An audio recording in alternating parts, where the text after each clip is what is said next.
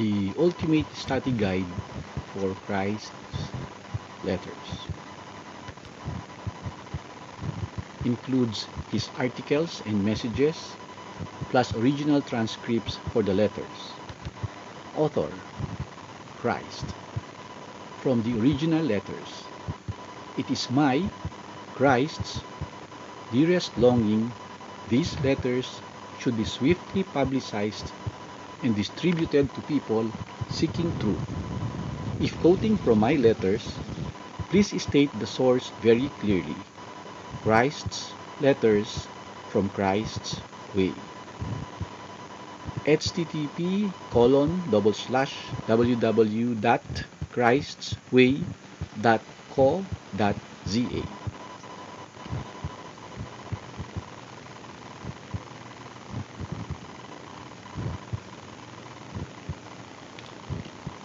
You have within your hands the means by which to move up onto your next level of spiritual evolution. From Christ's 2010 message.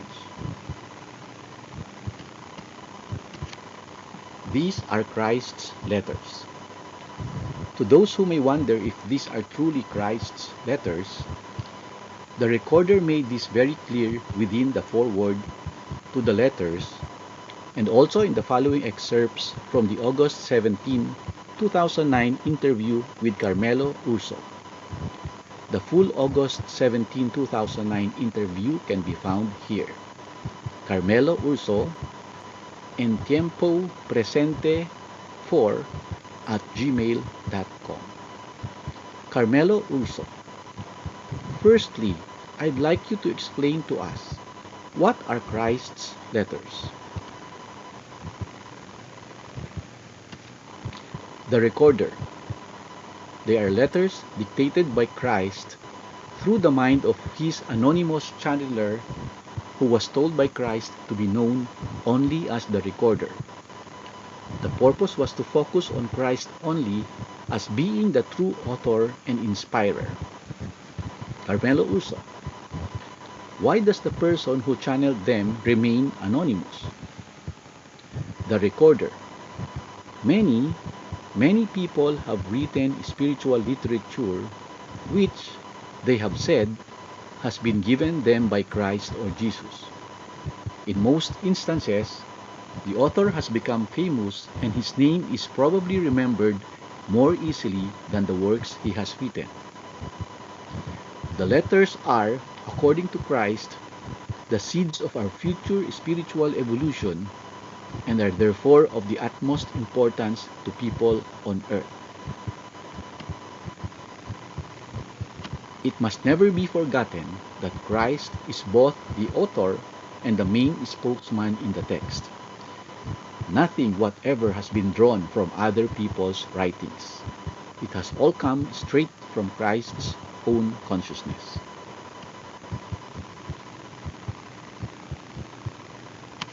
Important notes.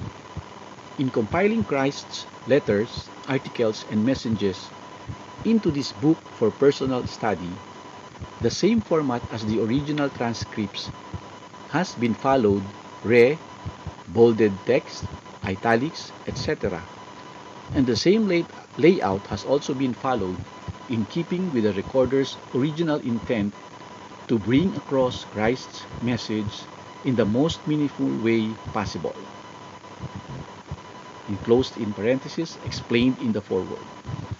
In addition, as the very first version of the original transcripts had a slightly different numbering system than the later transcripts, the original numbering is provided for cross-referencing purposes. The first version of the original transcripts is also included at the end of this document for those who would like to read the originals.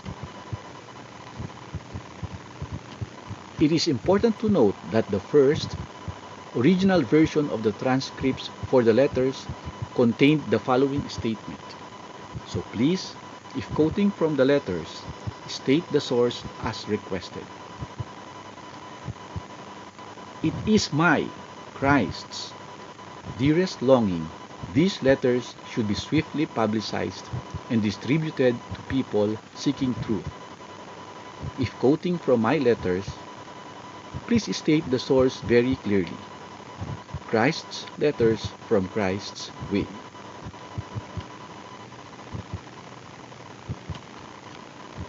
Of further note, in the 2014 message, extensive bolding is used and unusual spacing is utilized between some paragraphs / sentences, and this has been maintained. Also, minor typos in the originals have been fixed and minor adjustments made for readability. Example, 2,000 years ago is now more than 2,000 years ago to keep the information current for the reader,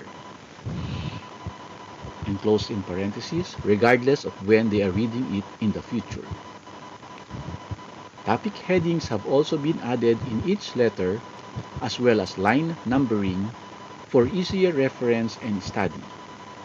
These were not in the original transcripts. Other than adjustments for readability and easier study, the letters, articles, and messages are as the recorder had originally transcribed the instructions and teachings given to her by Christ. To download the original updated transcripts in PDF format, on which this book is based, enclosed in parentheses, the original transcripts that are included at the end of this study guide were not available at the time this book was made. Please go to http://www.christsway.co.za. Please note, while great care has been taken in the making of this book for personal use and choosing the topic headings, because of the significant volume of information involved, errors are possible. If you have obtained a copy of this book for your own personal use and believe an error has occurred, please reference the area in question in the recorder's original transcripts included at the end of this book, or reference the updated transcripts at the website above, as they are the final authority. With deepest love and blessings for all, and with deepest love and eternal gratitude for this profound gift from the recorder and Christ.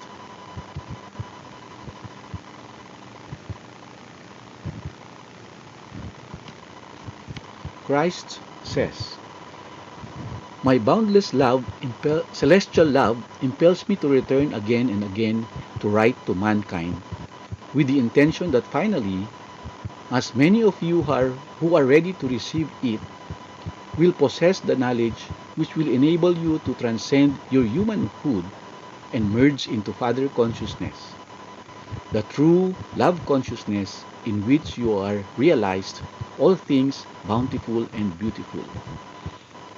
Enclosed in parentheses, letter 3.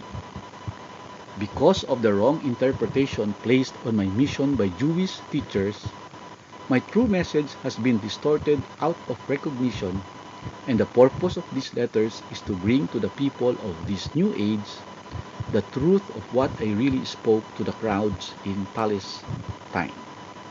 Enclosed in parentheses, letter 2.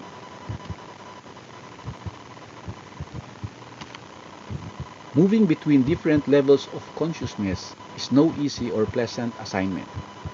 It is only because my mission on earth was not completed when I died in Palestine that I now return to help you prepare to enter a new age, a new phase of individualized existence on earth. Enclosed in parentheses, letter 3. These letters offer the only true means by which people will find the path to the spiritual dimension in which all human error fades away and only love remains. Letter 3. I repeat emphatically, whilst my persona on earth 2,000 years ago was that of Jesus, the purpose of my presence the Christ presence within these letters is to reach sensitive and inspired souls, to teach them how to draw on divine assistance during the future horror in which the world will ultimately be embroiled. For this reason, my powerful longing to rescue those who can receive me has been crystallized in the form of the truth of existence within these letters. Know this, heed it, and close in parentheses, letter 4.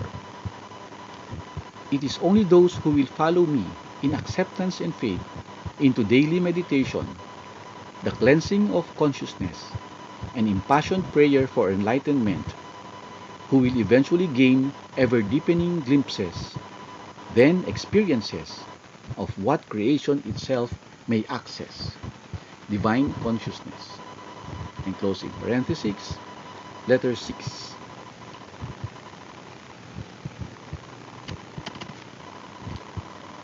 In my transcendent state, I can do more for you when you call upon me than I could if I were to return to earth in a physical body, when you might see me with your eyes and hear me with your ears, but your understanding of truth might be limited. Letter 7. In this mode of contact with your consciousness, you can receive me direct into your mind and heart when the preconditions to such contact have been fulfilled. And closed in parentheses, letter 7. For I tell you truly, the more time and meditation you devote to these letters, the more will it become possible for you to receive higher inspiration and instruction from me personally, because with every reading of these letters, the more will your own frequencies of consciousness be raised towards my spiritual consciousness frequencies. And eventually, we will be able to reach a true meeting of place of consciousness. Then, abundant will be the fruitage in your life. And closed in parentheses, letter 7.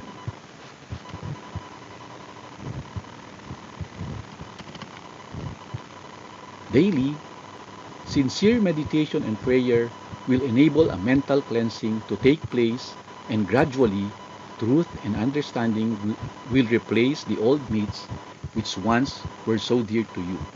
Enclosed in parentheses, letter 5. Enlightenment. These letters are offered free to all who have the will and courage to walk my Christ way, leading ultimately to enlightenment, freedom from ego, and entry into the kingdom of heaven. And closed in parentheses, article 1. Enlightenment can come in various ways.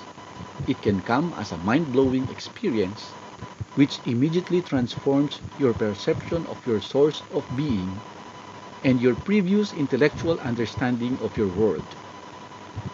True enlightenment is an inflow of divine consciousness into your human consciousness, which you will never lose and which permanently transforms your attitudes to your Creator and your life generally.